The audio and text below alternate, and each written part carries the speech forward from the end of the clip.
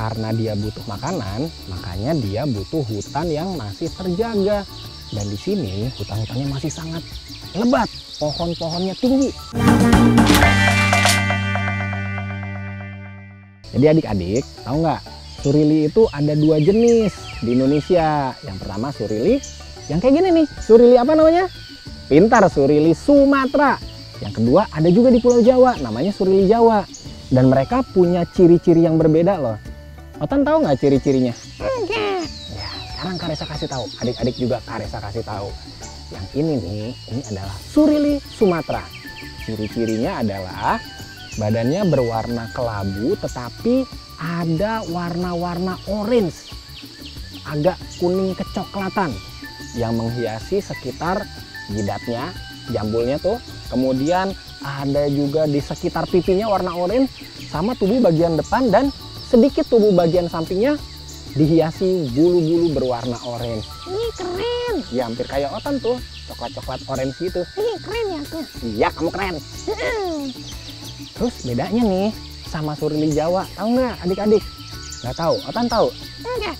Saya kasih tahu lagi. Bedanya adalah warna bulu surili Jawa yang hitam keabu-abuan. Tapi mereka punya kesamaan. Tahu kesamaannya? Enggak? Otan? Enggak. Karesa kasih tahu lagi ya? Iya. Sabar Otan. Mereka sama-sama punya jambul. Hah? Jambul? Iya, mereka sama-sama punya jambul. Coba adik-adik perhatikan tuh, kalau dia lagi diam, set, set, set, jambulnya naik. Jadi ini surili ini sebenarnya hewan yang sangat modis. Dia suka naik-naikin jambulnya. Adik-adik, surili ini juga punya makanan kesukaan, sama kayak Otan. Ah, gitu ya. Makanan kesukaannya apa, Otan? Nggak tahu. Nggak tahu mulu. Adik-adik juga nih, Karesa kasih tahu. Dia sangat suka makan buah-buahan. Makanya dia bisa bergerak dengan cepat dan lincah. Karena suka makan buah, badannya jadi sehat. Adik-adik suka makan buah? Pinter. Tapi selain buah-buahan, dia juga suka makan makanan yang lain. Otan tahu? Iya. Makan apa? Meja. Ah, meja. Bukan. Es krim. Wah, bukan es krim. Masa surili makan es krim? Emang ada yang jualan es krim di hutan? Dia suka makan pucuk-pucuk daun yang masih lembut dan masih muda. Itu adalah makanan kesukaannya surili. Karesa, aku nggak bisa lihat mukanya tuh. Pindah yuk. Oke, kita pindah. Adik-adik, Karesa sama Otan akan pindah posisi supaya bisa melihat wajah surili yang lucu. Yuk, yuk. Yuk, yuk, yuk, yuk.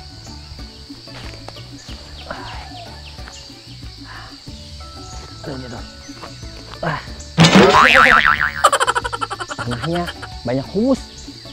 Nah, adik-adik, si surili ini punya rumah yang sangat indah. Rumahnya adalah hutan yang lebat sekali. Jadi surili ini kalau pagi-pagi dia bangun, wah, terus dia manjat-manjat pohon, kucluk. Terus dia cari makan. Nah, karena dia butuh makanan, makanya dia butuh hutan yang masih terjaga.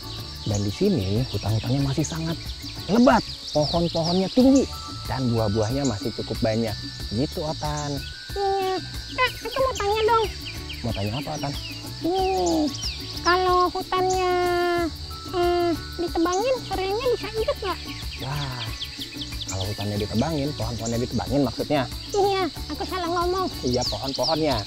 Kalau pohon-pohonnya ditebangin, ya surilinya nanti kekurangan rumah. Dia pasti kesel karena dia butuh pohon yang menghasilkan banyak buah untuk bisa tetap hidup. Gitu ceritanya. Dan hutan tropis dataran rendah seperti yang ada di Sumatera ini adalah rumah yang paling nyaman bagi surili. Adik-adik pasti pengen kan punya rumah yang nyaman, punya rumah yang indah, punya rumah yang bersih. Iya, aku juga. Tuh, Otan aja senang.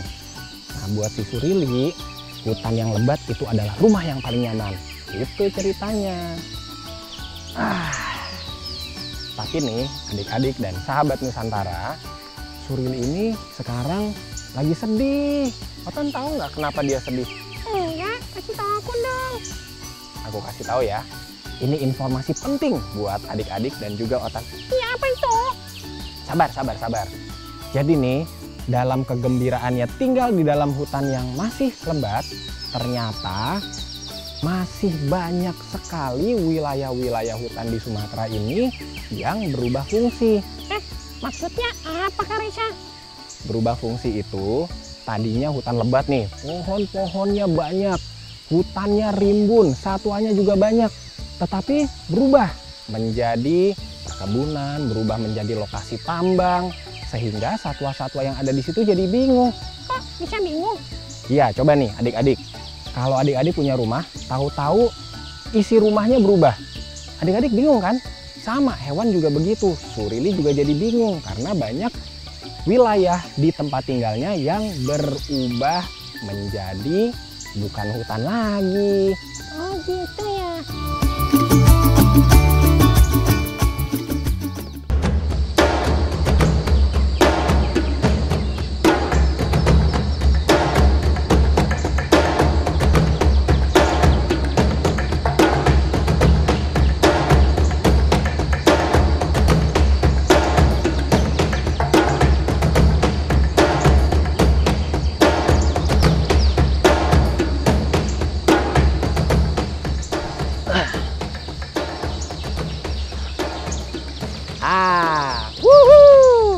Adik-adik dan sahabat Nusantara, Kak Resa seneng banget.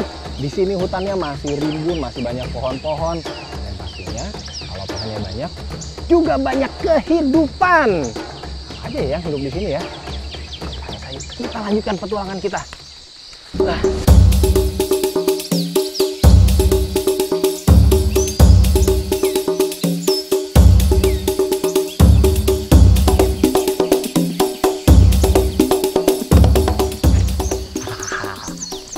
Adik-adik, sekarang kita ketemu sama salah satu penghuni rimba di sini. Kak Resa harus waspada nih, membagi konsentrasi, menghadap adik-adik dan menghadap. Lihat apa yang ada di situ? Tahu apa? Betul, ini adalah ular. Sebentar ya, Kak Resa perhatikan dulu. Kalau dilihat dari bentuk kepala, warna, dan ekornya, ini adalah ular bajing. Kenapa disebut ular bajing? Karena makanan kesukaannya adalah bajing yang tinggal di pucuk-pucuk pohon tinggi. Nah, orang-orang juga sering menyebut jenis ini sebagai ular hijau karena warna tubuhnya yang hijau dan dihiasi oleh corak-corak kehitaman. Dan kadang juga ada yang bilang ular pucuk karena dia suka tinggal di pucuk-pucuk pepohonan. Kak Resa mau pindah posisi nih karena kalau persis berada di hadapannya, dia bisa dalam sekejap menyerang dan menggigit Kak Resa. Ini udah lebih aman posisinya. Lihat, warna tubuhnya yang hijau nyaris sama dengan daun-daun tempat dia berada sekarang. Dia melilitkan tubuhnya pada ranting-ranting dan pucuk-pucuk dedaunan. Dan warna hijau ini adalah sebuah warna yang dikaruniai oleh Sang Pencipta supaya dia bisa menyamar. Keren ya? Tempat tinggalnya hijau, tubuhnya warna hijau. Jadi kalau dia bergerak, set, nggak kelihatan sama hewan yang lain. Dan dalam sekejap, dia bisa menyergap. Adik-adik, tuh, lihat. Lidahnya yang menjulur-julur itu adalah sebuah alat perasa atau alat pendeteksi. Sekarang Kak Resa mau berkeliling sejenak, melihat ular ini dari sudut yang berbeda. Yuk adik-adik ikut yuk, supaya kita bisa lihat. Nah, dari sini Kak Resa bisa melihat warna ekornya yang berbeda dari warna tubuh. Warna ekornya ini agak kuning keperak-perakan. Tuh, warnanya beda loh. Kurang lebih panjang ekor yang berwarna kuning keperak-perakan ini sekitar 30 cm mungkin ya. Kalau dilihat dari lingkarannya, mungkin ular ini panjangnya sekitar 1,5 meter. Kalau dari sini, Kak Resa bisa melihat kedua matanya yang berwarna hitam dan mulut yang selalu siaga. Kepalanya bergoyang-goyang, lihat. Mungkin dia melihat sesuatu. Dan ini yang Kak Resa suka dari ular. Dia selalu bergerak dalam sunyi. Maksudnya gini nih, dia kalau mengincar sesuatu itu nggak berisik, nggak pakai suara. Dia bergerak pelan-pelan, tiba-tiba melakukan serangan mendadak yang fatal. Jadi dia bergerak secara efektif.